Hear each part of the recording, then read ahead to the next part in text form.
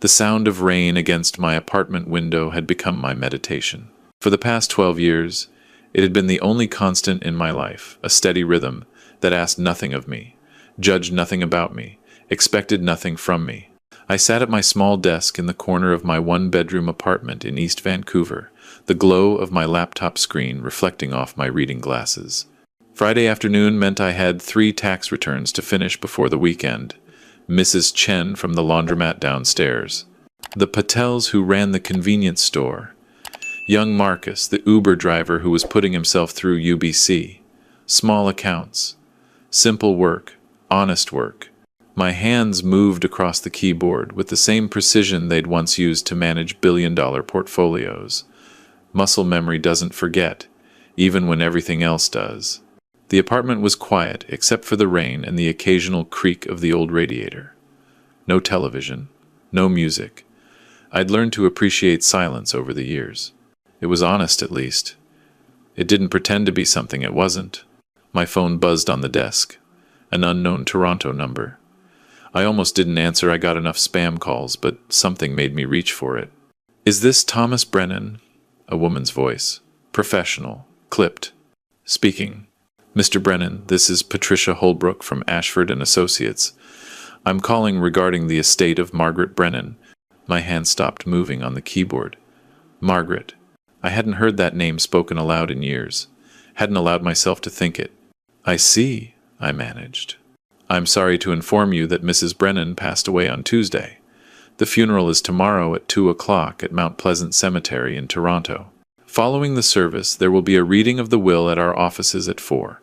Your presence is requested." The words seemed to come from very far away. Margaret was dead. The woman I'd loved more than my own life. The woman I'd destroyed my career for. The woman who'd never spoken to me again. "Mr. Brennan, are you still there?" "Yes, I'm here. Will you be able to attend?" Every instinct told me to decline. What business did I have at Margaret's funeral? I was the disgraced ex-husband, the criminal who'd stolen from his own company. I'd seen the articles at the time, CFO Thomas Brennan charged with embezzlement. They'd used my worst photo, the one where I looked guilty, even though I wasn't. But something in me, some stubborn remnant of who I'd once been, whispered that I should go, that I owed Margaret that much, at least. "I'll be there," I heard myself say. After I hung up, I sat very still, watching the rain run down the window in irregular streams. Toronto. I hadn't been back to Toronto in 12 years. Hadn't seen Victoria, my daughter, in almost as long. The last time had been in a courtroom, her face white with shame as the judge read my sentence. She'd been 28 then, just starting to make a name for herself in the tech world. Now she'd be 40. A stranger. I closed my laptop and walked to the small closet where I kept my one good suit. Navy blue, slightly outdated but well-maintained. I'd worn it to job interviews that never led anywhere.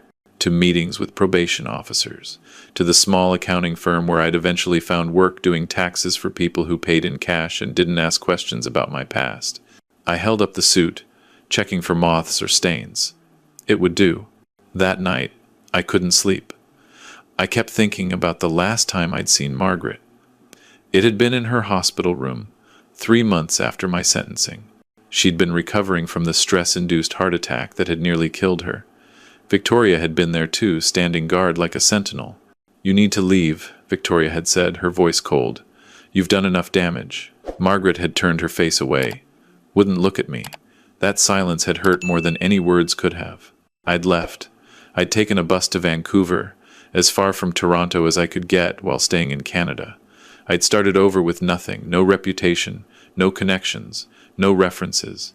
Just a 60-year-old man with a criminal record trying to remember how to be human again. The next morning, I caught the early flight to Toronto. 6 hours of watching clouds and trying not to think. The woman next to me tried to make small talk, something about visiting grandchildren, but I must have given off an aura of unavailability because she eventually stopped trying. Toronto looked different, bigger, shinier. More towers crowding the skyline. The cab driver who picked me up at Pearson chatted about the Raptors and the housing market. I nodded in the right places but wasn't really listening. I'd booked a room at a small hotel near the cemetery. Nothing fancy. Just a place to change clothes and collect myself before the funeral. At 1:30, I put on my navy suit, knotted my tie with hands that only shook slightly, and took another cab to Mount Pleasant Cemetery. The rain had followed me from Vancouver, a fine mist that made everything look gray and indistinct. There were more cars than I'd expected. Margaret had built Brennan Technologies from a small software startup into one of Canada's most successful tech firms. Of course people would come. Board members, employees, business partners, politicians, probably. I stayed at the back, behind a large oak tree, watching from a distance.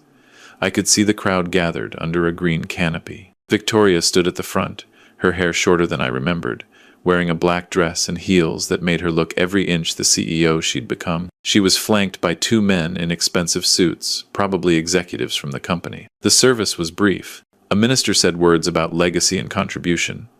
Someone from the company spoke about Margaret's vision and leadership. Victoria stood perfectly still through all of it, her face composed, professional. My daughter had learned to wear masks well. I didn't approach, didn't let myself be seen. When the service ended and people began filing back to their cars, I walked in the opposite direction, hands in my pockets, collar turned up against the mist. The law offices of Ashford and Associates occupied the top 3 floors of a glass tower in the financial district. I arrived early habit from my old life and waited in the lobby, watching well-dressed people hurry past with briefcases and phones pressed to their ears. At 3:50, I took the elevator to the 28th floor. The receptionist looked up when I approached. "Name, please?" "Thomas Brannan." Something flickered in her expression. Recognition? Distaste? She recovered quickly. "Conference room C. Down the hall, 3rd door on the right." The conference room was all glass and chrome, with a view that stretched across downtown Toronto to the lake beyond. A long mahogany table dominated the center, surrounded by leather chairs. Several people were already seated, faces I half recognized from Margaret's business world. They stopped talking when I entered. I took a seat near the door, away from the main group. The chair was uncomfortable, or maybe that was just me. I folded my hands on the table and waited. Victoria arrived exactly at 4 o'clock. She moved with the same purposeful stride Margaret had once had, all business, all control. She walked directly to the head of the table, the seat that had probably been her mother's during board meetings, and sat down without looking around. Then she saw me. For just a moment, her composure cracked, her eyes widened slightly, and color drained from her face. Then the mask came back, harder than before. "What are you doing here?" Her voice carried across the room, sharp enough to cut. "I was invited," I said quietly, "by Mrs. Holbrook. This is family business. You gave up that right when you stole from Mom's company." Several people shifted uncomfortably. I kept my hands steady on the table, my voice calm. "I'm here because I was asked to be here." Victoria's jaw tightened, but before she could respond, the door opened and Patricia Holbrook entered.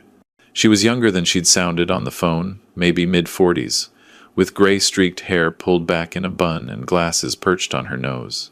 She carried a leather portfolio and moved with quiet authority. "Good afternoon, everyone. Thank you for coming. I'm Patricia Holbrook, senior partner at Ashford and Associates, and I had the honor of being Mrs. Brennan's estate attorney for the past 15 years. She took a seat at the table, positioning herself between Victoria and me. "I know this is a difficult time, so I'll try to be as efficient as possible." She opened her portfolio and withdrew a thick document bound in dark blue covers. The last will and testament of Margaret Elizabeth Brennan, executed on March 15th, 2024.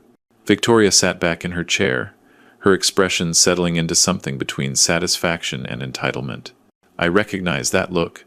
It was the same one she'd worn when she'd won her first case as a corporate lawyer before she'd transitioned into management. Pride mixed with certainty that the world would arrange itself as it should.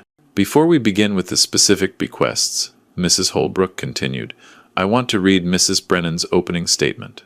She was quite insistent that this be read aloud, in full, before anything else. She adjusted her glasses and began to read in a clear, professional voice.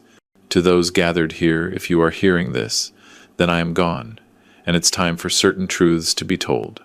I have lived my life with many regrets, but perhaps none greater than my silence. I built a company, created jobs, made money. These things seemed important at the time.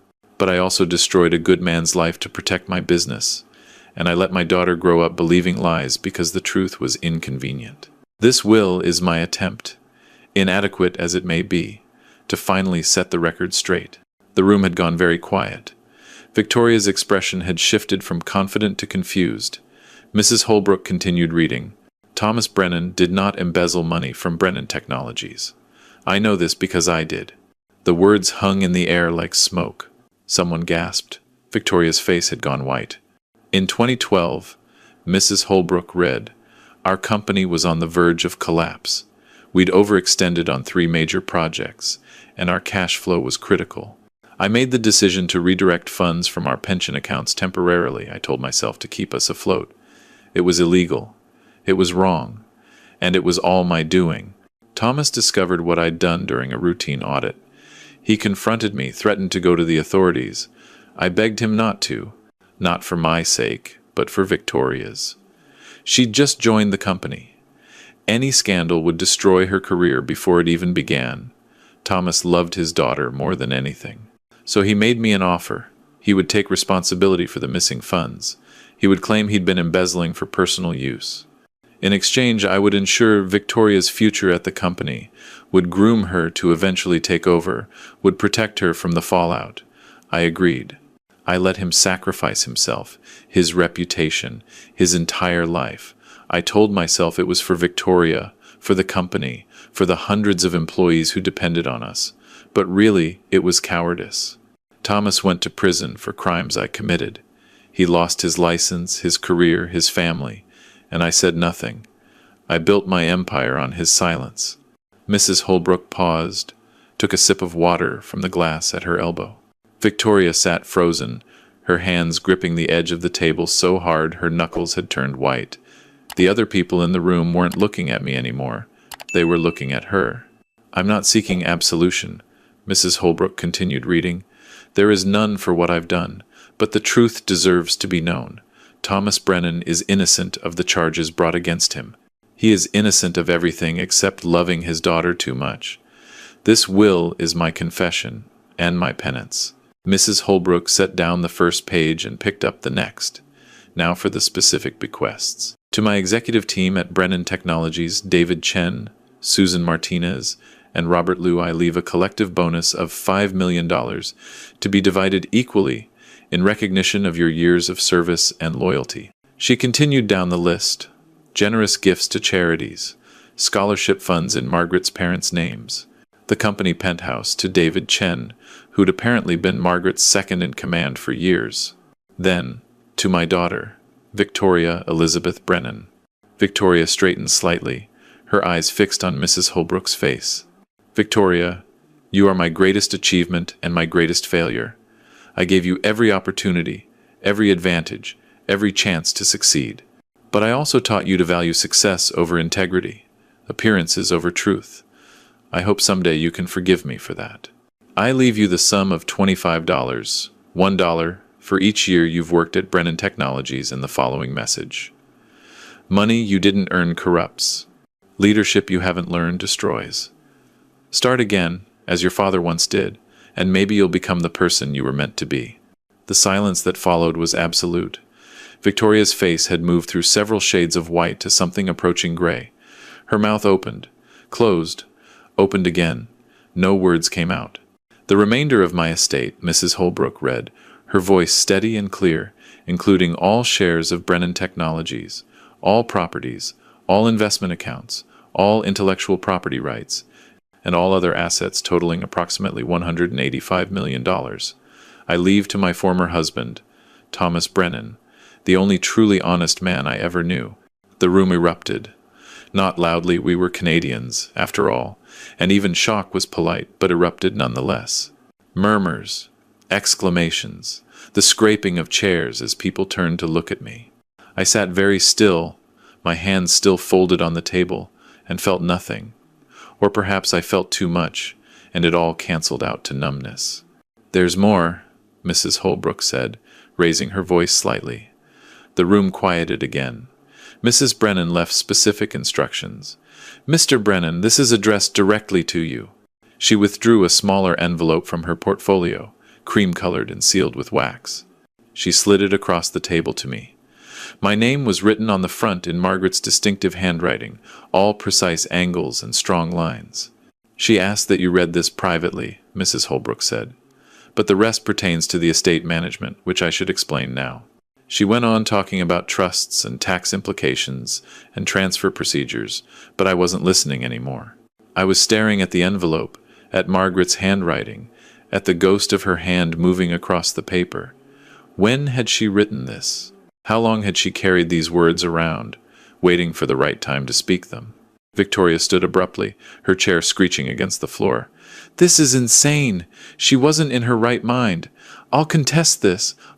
Mrs. Brennan was thoroughly evaluated by 3 separate physicians in the months before her death, Mrs. Holbrook said calmly. All certified that she was of sound mind and body when she executed this will.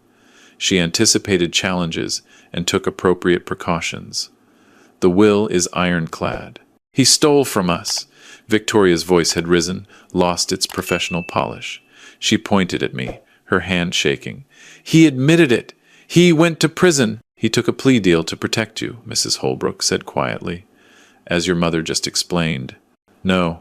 Victoria shook her head, her hair coming loose from its neat bun. No, that's not. He wouldn't. She looked at me then, really looked at me for the first time since I'd entered the room. I saw her taking in my outdated suit, my worn shoes, my lined face and gray hair. Saw her trying to reconcile this image with whatever she'd built up in her mind over the years, the criminal father, the betrayer, the selfish man who'd destroyed everything for money. Did you? She asked, her voice barely above a whisper. Did you really take the fall for her? I met her eyes, Margaret's eyes, the same deep brown, and nodded once. Yes. But why? Why would you do that? Because you were my daughter, I said simply. And I loved you. The past tense hung between us like an accusation. Because I had loved her. Past tense. The girl I'd pushed on swings and helped with homework and taught to ride a bike. But that girl was gone. This woman standing before me, trembling with rage and confusion, was a stranger. Victoria's face crumpled. For just a moment, I saw the girl she'd been uncertain, vulnerable, scared. Then she turned and walked out of the conference room, her heels clicking rapidly against the marble floor. The door closed behind her with a soft click. The other executives began gathering their things, murmuring excuses and condolences. Within minutes, the room had emptied, except for Mrs. Holbrook and me. That was more dramatic than most will readings, she said, allowing herself a small smile, though not perhaps more dramatic than Mrs. Brennan intended. She always did have a flair for timing, I said. Mrs. Holbrook began packing up her papers. I'll need you to come by the office next week to sign some documents. There's quite a bit of paperwork involved in transferring this much wealth. I'm sure there is. She paused, looked at me carefully. You don't seem surprised or happy. Most people in your situation would be celebrating. Most people in my situation wouldn't be in this situation, I said. She smiled again, this one warmer. Mrs. Brennan said you'd react this way. She said you'd probably want to give most of it away. She knew me well. She loved you, you know, even after everything. Maybe especially after everything. Mrs. Holbrook snapped her portfolio closed. I'll leave you to read her letter in private. Take your time. The room is reserved for another hour. After she left, I sat alone in the glass and chrome room, watching the sun set over Toronto. The city I'd once called home. The city where I'd had a career, a family, a life. All gone now, scattered like ashes on the wind. I picked up the envelope, felt the weight of it in my hands. Part of me didn't want to open it, didn't want to hear Margaret's voice again, even through written words. Didn't want to feel anything at all. But I broke the seal anyway. The letter was written in the same precise handwriting as the envelope, dated 3 months before her death. Dear Thomas, if you're reading this, then I'm finally free of the cowardice that defined my life. I wish I could say this brings me comfort, but the dead have no comfort, only silence. This letter is not an apology. Words cannot undo what I've done to you. Consider it instead a confession, a testimony, a final accounting. I want you to know that I discovered I was dying 14 months ago. Pancreatic cancer, stage 4. The doctors gave me 6 months. I've stretched it to 14 through sheer stubbornness and the best medical care money can buy. But even money has limits, and I'm at mine now. When I received the diagnosis, my first thought was relief. Not for myself, dying is terrifying, Thomas, no matter how much you've lived, but relief that finally I would have an excuse to tell the truth. What was the company compared to death? What was reputation compared to meeting whatever comes next with a clean conscience?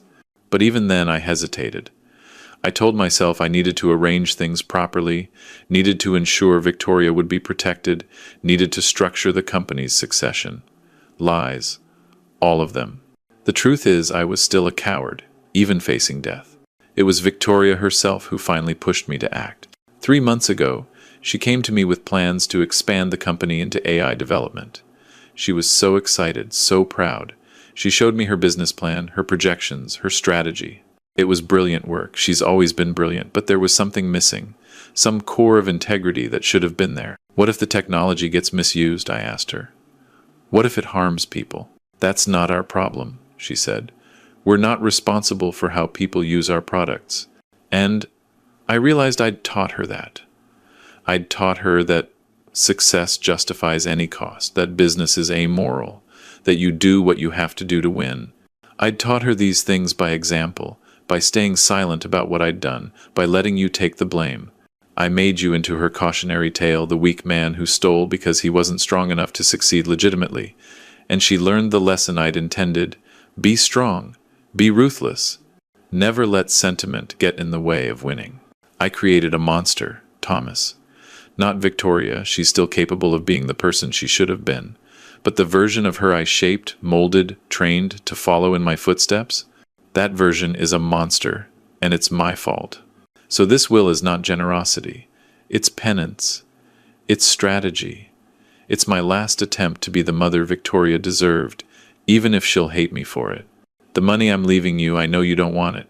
I know you'll probably give most of it away. That's fine. That's expected. But I'm also leaving you Brennan Technologies, and there I'm asking something of you. Don't let the company die. Don't sell it off in pieces or shut it down. It employs 3,000 people. It provides healthcare, pensions, opportunities. Those people are innocent of my crimes and yours. They deserve better than to be casualties of our war with ourselves. But also don't let Victoria have it. Not yet. Not until she's earned it.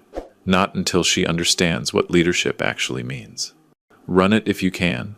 Hire someone to run it if you can't. Structure it however you need to. But please, Thomas, make it something worth inheriting.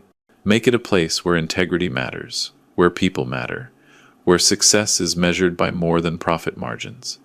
Make it what it should have been from the beginning. If Victoria ever becomes the person she should be, the person I should have raised her to be, then give it to her. But only then. That's all I ask. I've also included documentation of my crimes. Original bank statements, emails, memos, everything proving what I did. Give it to the authorities if you want. Clear your name officially. You've earned that right. Or keep it private and let the truth exist in the will. That's your choice. I don't know if there's an afterlife, Thomas. I don't know if I'll be judged for what I've done. But if there is, and if I am, I hope whoever's doing the judging takes into account that I loved our daughter. I loved her so much I was willing to destroy a good man to protect her. That love was selfish. That love was cowardice. That love caused irreparable harm. But it was love. I'm sorry. Those words are inadequate, I know. Sorry can't give you back 12 years. Sorry can't restore your reputation. Sorry can't rebuild your relationship with Victoria. Sorry is just a word. But it's all I have left to give you, along with money you don't want and a company you never asked for. Use them better than I did. Margaret. I read the letter 3 times, then folded it carefully and put it back in the envelope. My hands weren't shaking. My eyes weren't wet. I felt strangely calm, like I'd finally reached the end of a very long journey and found nothing there but air. Margaret was dead. The truth was out. Victoria knew what I'd done, what her mother had done. And I was suddenly, absurdly, impossibly wealthy. None of it felt real. I stood up, picked up the envelope, and walked to the window. The sun had fully set now, and Toronto's lights were beginning to shine like stars scattered across the ground. Somewhere in this city was the girl I'd once pushed on swings, the daughter I'd gone to prison for, the stranger who'd walked out of this room an hour ago with her whole world shattered. I should have felt triumph, should have felt vindicated, should have felt something other than this vast, empty tiredness. But all I felt was tired. The next week passed in a blur of paperwork and lawyers and accountants. Mrs. Holbrook was efficient within 5 days. I had access to accounts containing more money than I could spend in 10 lifetimes. Within 7 days, I had a majority stake in Brennan Technologies and a board meeting scheduled to introduce myself as the new owner. Victoria didn't contact me. I didn't contact her. We orbited each other like binary stars, too much history to collide, too much gravity to escape. On Thursday, I met with the executive team at Brennan Technologies. They were polite, professional, and clearly terrified. The disgraced ex-CFO had just become their boss.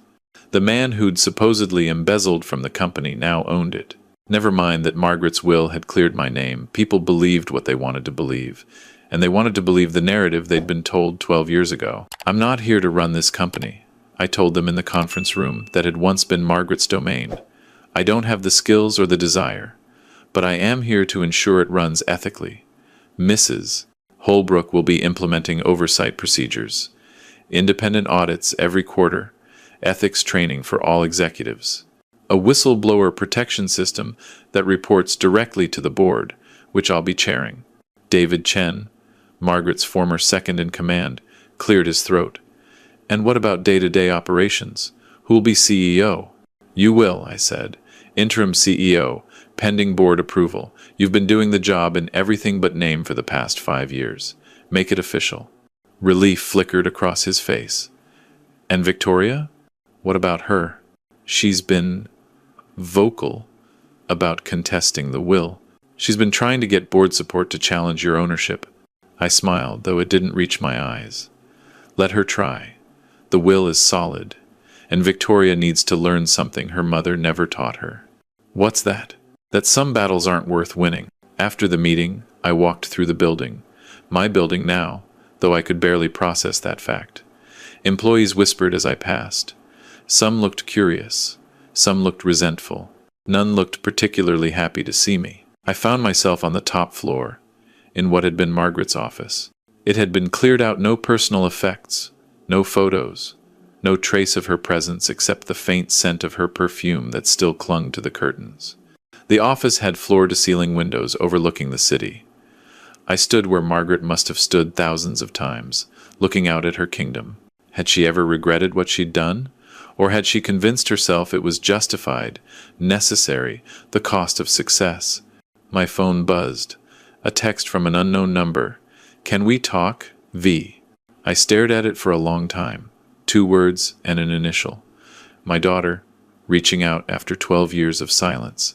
Asking for something she'd never had to ask for before: my time, my attention, my willingness to hear her. I could ignore it. Could let her stew in her own confusion and anger. Could make her feel a fraction of what I'd felt. Sitting in that prison cell, knowing my daughter thought I was a criminal. But revenge had never been my style. And besides, I was tired of carrying anger. Tired of carrying anything. I typed back. Saturday, 10 a.m., Van Hoot, on Queen Street. Her response came immediately. I'll be there. Saturday arrived, cold and bright. One of those autumn days where the sun shines but provides no warmth. I arrived at the cafe early, ordered a black coffee, and took a seat by the window. The place was busy with weekend crowds, students with laptops, couples sharing pastries, families trying to contain energetic children. Victoria arrived exactly at 10, punctual as always. She looked different, smaller somehow, less polished. Her hair was pulled back in a simple ponytail, and she wore jeans and a sweater instead of her usual power suits. She spotted me, hesitated, then walked over with the careful steps of someone navigating a minefield. Hi, she said. Hi. Can I sit? I gestured to the chair across from me. She sat, ordered a latte from the passing server, then folded her hands on the table in a gesture that reminded me painfully of myself. For a long moment we just looked at each other. I tried to find traces of the little girl I'd known in this woman's face. She was there, hidden under layers of time and experience and hurt. But she was there. I don't know where to start, Victoria said finally. The beginning usually works. She smiled slightly at that, a ghost of the easy humor we'd once shared. Which beginning? There seem to be several versions, and I don't know which one is true anymore. The true one, I said. That's always the best place to start. She took a breath. I remember you as the best dad in the world. You came to all my soccer games. You helped me build that volcano for the science fair. You taught me to ride a bike and told me it was okay to be scared, but I should try anyway. You made me feel like I could do anything. You could. You did. Then suddenly you were a criminal. Mom said you'd been stealing from the company for years. She said you'd betrayed us, betrayed everyone. She showed me the bank statements, the transfers, the evidence. She said you'd confessed. I didn't want to believe it, but there it was, proof. Your confession. Your guilty plea. Prison. I remember. I was so angry, so confused. How could you throw away everything for money? We had money. We had success. What more did you need, I thought. She stopped, swallowed hard. I thought you'd loved money more than you loved us. The server brought her latte. She wrapped her hands around it, but didn't drink. Then Mom died, she continued, and that will, that letter. And suddenly everything I thought I knew was a lie. You didn't steal anything. You sacrificed everything for me, to protect my career, my future, and I've spent 12 years hating you for it. You didn't know, I said quietly. Your mother made sure you didn't know. But I should have. I should have questioned it, should have wondered, should have... Her voice cracked. You were my father. I should have believed in you. You were 28. Your mother was your hero, your boss, your mentor. She told you I was guilty, showed you proof. What else could you have believed? The truth. She looked up at me, eyes bright with tears. I should have believed the truth. The truth was hidden. Your mother made sure of that. I hate her for it. The words came out fierce, angry.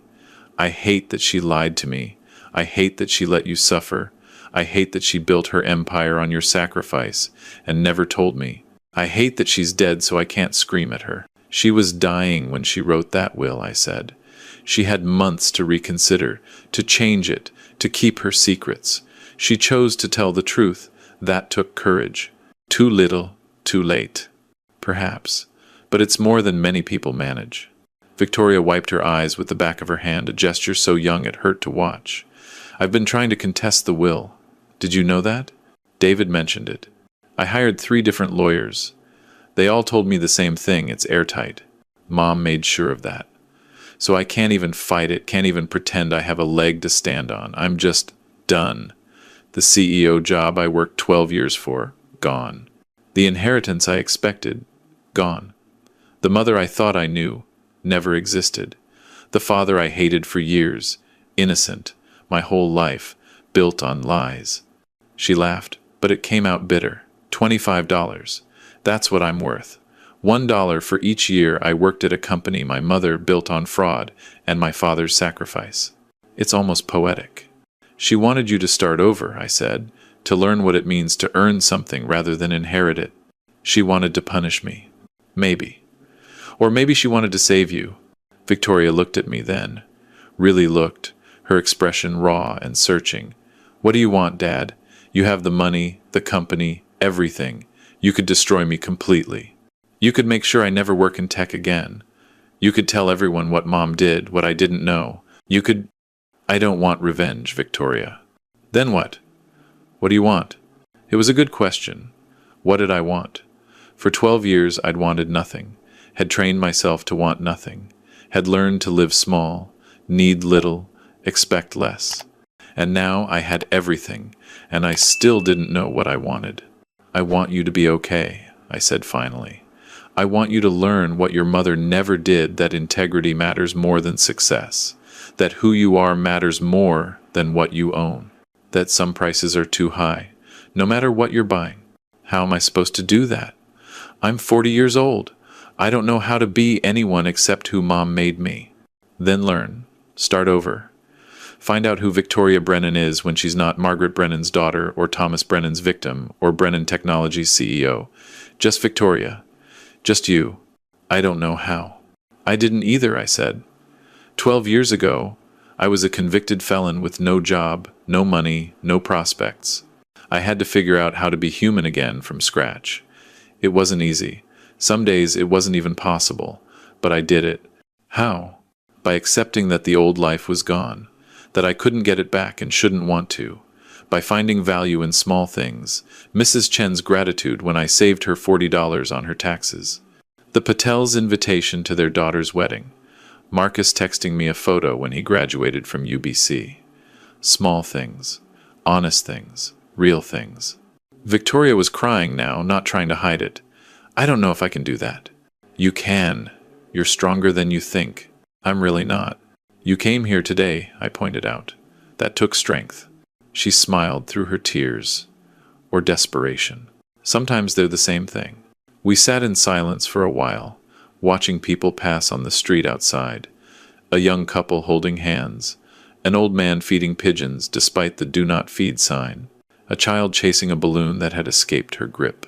What will you do with the company? Victoria asked eventually. Keep it running. Make it ethical. Try to turn it into something worth inheriting. And then what? Give it back to me? Maybe. If you earn it. If you become someone who could run it with integrity instead of just ambition. She nodded slowly. That's fair. Your mother left you $25, I said. But I'm offering you a job. Entry level. Administrative assistant in the Ethics Compliance Department. Minimum wage. No special treatment. No fast track to management. Just work. Victoria's eyes widened. You're offering me a job? If you want it.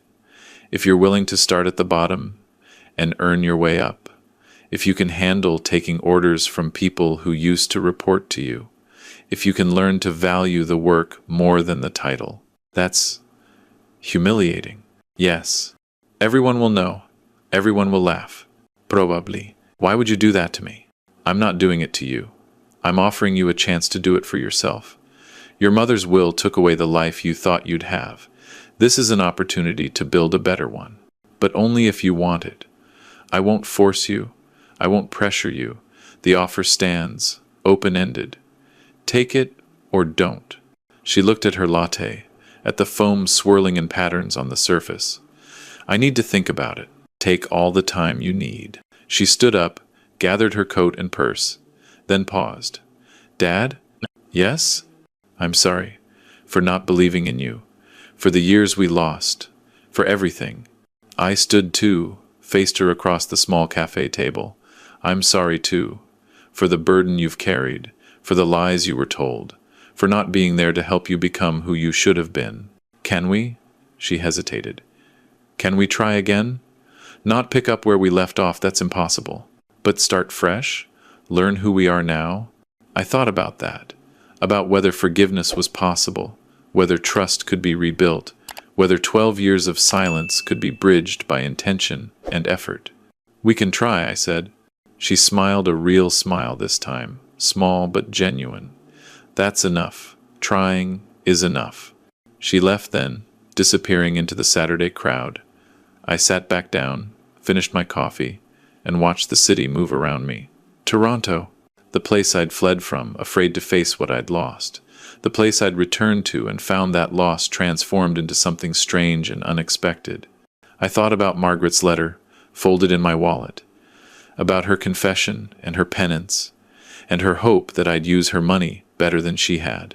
About the company she'd built on fraud and sacrifice, now mine to reshape or destroy. I thought about Victoria, walking through the streets of Toronto, trying to figure out who she was when everything she'd believed turned out to be false.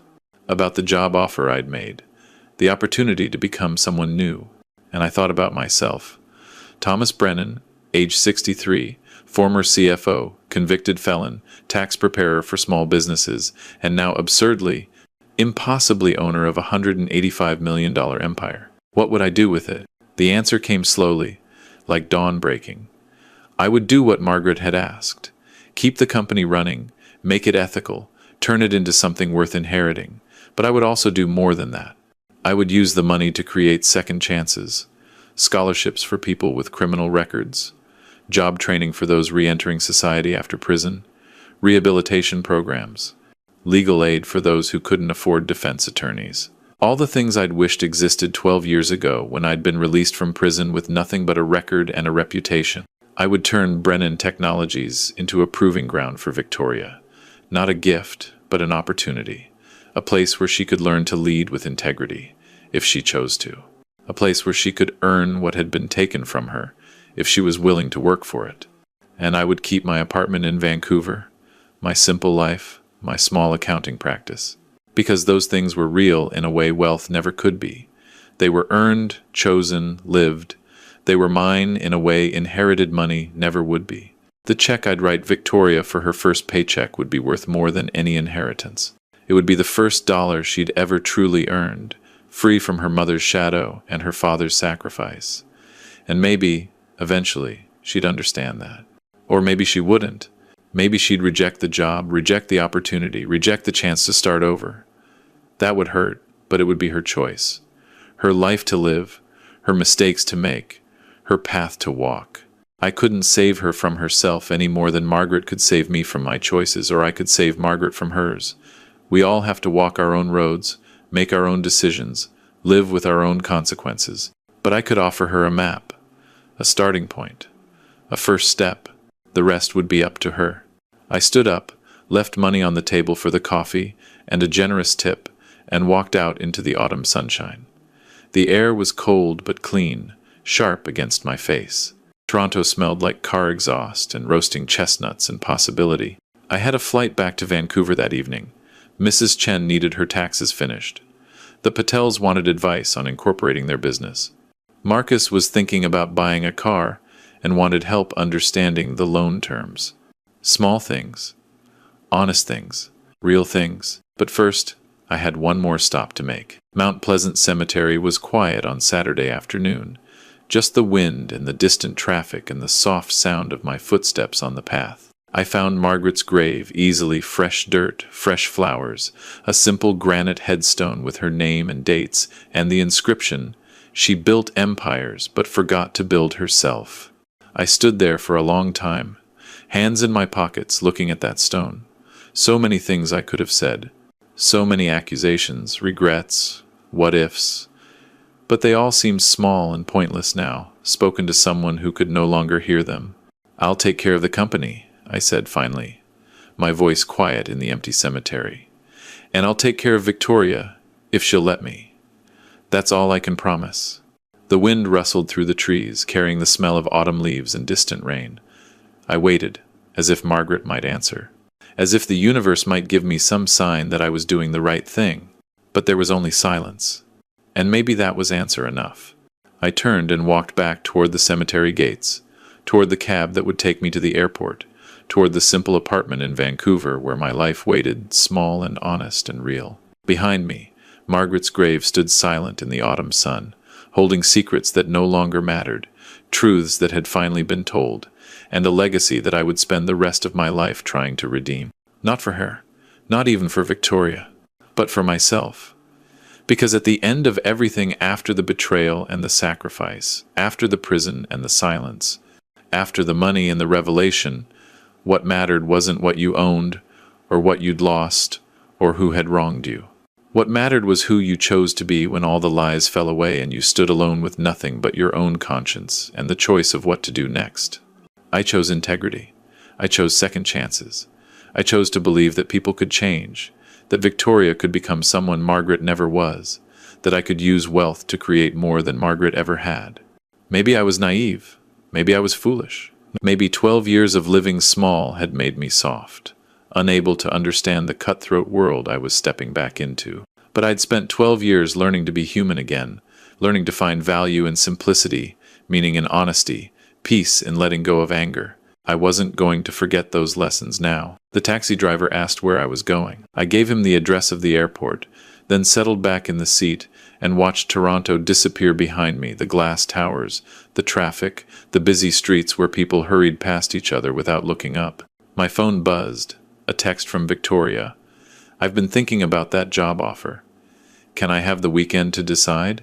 I typed back, "Take as long as you need. The offer doesn't expire." 3 dots appeared, showing she was typing. They disappeared. Appeared again, disappeared. Finally, a message came through. Thank you for everything, for the sacrifice, for the chance, for being willing to try. I don't deserve any of it. None of us deserve anything, I replied. We just get what we get and try to do something worthwhile with it. The dots appeared one more time then. I'll call you Monday. He'll answer. I put my phone away and watched the suburbs give way to farmland, then the sprawl around the airport. In a few hours, I'd be back in Vancouver, back in my small apartment with the rain on the windows and the radiator creaking. Back to Mrs. Chen's taxes and the Patel's business questions and Marcus's car loan concerns. Back to my real life. But now that life came with an addition, a $185 million responsibility, a company to reshape, and a daughter to help rebuild.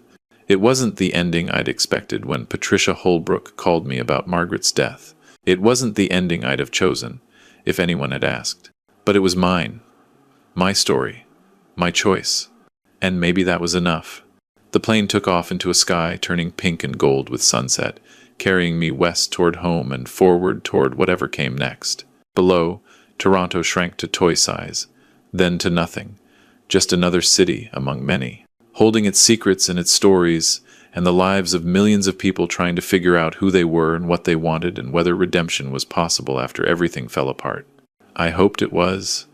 For Victoria's sake, for mine, for all of us carrying the weight of our mistakes and our regrets and our choices. Because if there was one thing I'd learned in 12 years of exile and sacrifice and starting over, it was this. The story isn't finished until you stop trying, until you give up, until you let the mistakes and the betrayals and the losses define you instead of refine you. Margaret's story was finished, but mine was still being written, and Victoria's, and everyone's who still had breath and choice and the courage to try one more time. That was the real inheritance Margaret had left, not the money or the company, but the reminder that it's never too late to tell the truth, never too late to make amends, never too late to become who you should have been all along. Even if it takes dying to find the courage, even if it takes losing everything to understand what matters, even if it takes 12 years and a $185 million confession to finally make things right. The plane climbed higher, chasing the sun toward the mountains and the ocean and the small apartment where my simple, honest life waited for me to return and figure out how to reconcile who I'd been with, who I'd become with, who I'd now have to be. It wouldn't be easy. But then again, the worthwhile things never are.